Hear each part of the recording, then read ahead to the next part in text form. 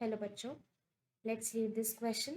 The question says, two sides of a rhombus ABCD are parallel to the lines y is equal to x plus 2 and y is equal to 7x plus 3.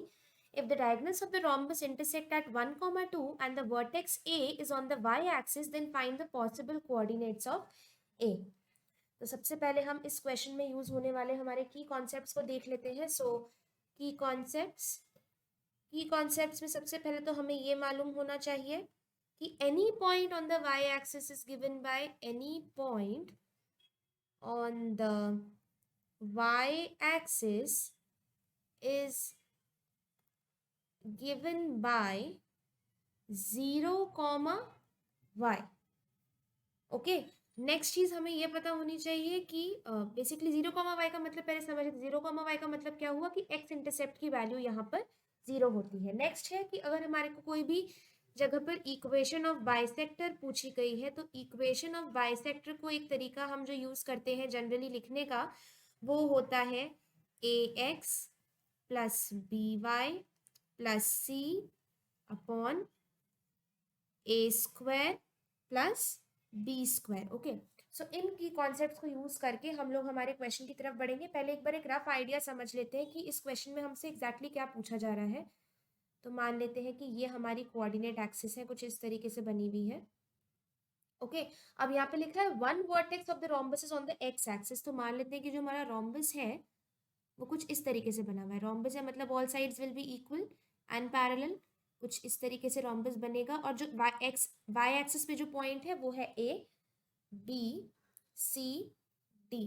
Rhombus का जो point of intersection है वो हमको क्या given है, वो हमको given है this point is given to be 1, 2 और साथ ही साथ जो साइड सी डी है ये हमको गिवन है, यानी कि this side is parallel to y is equal to x plus 2 ऐसा हम मान लेते हैं.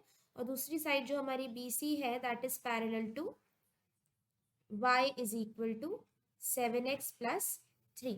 सो इस तरीके से हमारे पास कुछ है और हमको फाइंड करना है कि a के पॉसिबल कोऑर्डिनेट्स क्या हो सकते हैं. ओके. सो आई होप आपको समझ में आ गया होगा. अब हम बढ़ते हैं इस क्वेश्चन के सोल्यूशन की तरफ. So solution let A B. तो हम एज्यूम कर लेते हैं कि ए 0, बिकॉज ए के केस में हमेशा यहाँ पर हम ये देखेंगे कि हमारे पास जो एक्स इंटरसेप्ट होगा वो 0 होगा. So now as the lines are given to be parallel, हम यहाँ पर क्या कह सकते हैं,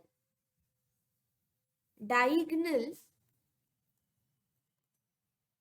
would be parallel, diagonal of the rhombus would be parallel to the angle bisector between these lines, to the angle bisector between these lines. तो इसी concept को यूज कर कर अब हम अपने सोल्यूशन में आगे बढ़ेंगे. ओके. सो हमको इक्वेशन ऑफ बाइसेक्टर जो हमने की कॉन्सेप्ट में यूज की थी, देयरफॉर इक्वेशन ऑफ बाइसेक्टर की कॉन्सेप्ट का यहाँ पर वैल्यू पुट करते हुए हमको मिलेगा x minus Y plus 2 upon A square plus B square that is √2 which is equal to plus और माइनस 7x minus Y plus 3 upon √50. इसको हम फर्दर सॉल्व करेंगे तो हमें यहाँ पर दो वैल्यूज मिलेंगी. एक तो हो जाएगा 5 into X minus Y plus 2 और यहाँ पर हमको प्लस और माइनस यानी कि दो वैल्यू मिलेंगी is equal to 7x minus Y plus 3. तो हम प्लस माइनस के लिए अगर करस्पॉन्डिंगली सॉल्व करेंगे तो हमें दो डिफरेंट वैल्यूज मिलेंगी जो कि होंगी implies that 2x plus 4y minus 7 is equal to 0 and 12x minus 6y plus 13 is equal to 0. Now, diagonal is parallel to these lines.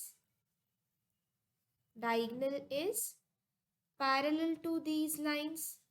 तो अगर diagonal parallel है इन lines को तो फिर हम क्या कह सकते हैं, therefore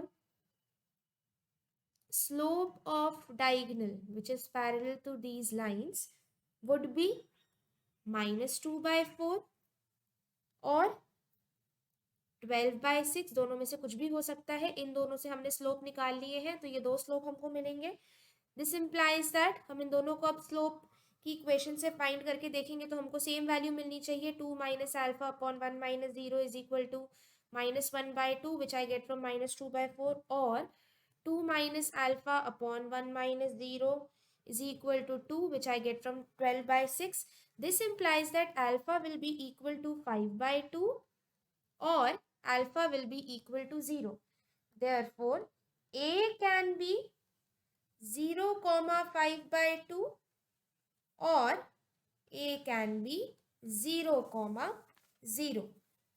So, the final answer is A is 0, 5/2 or 0, 0. Hope you understood it well. Best of luck. Thank you.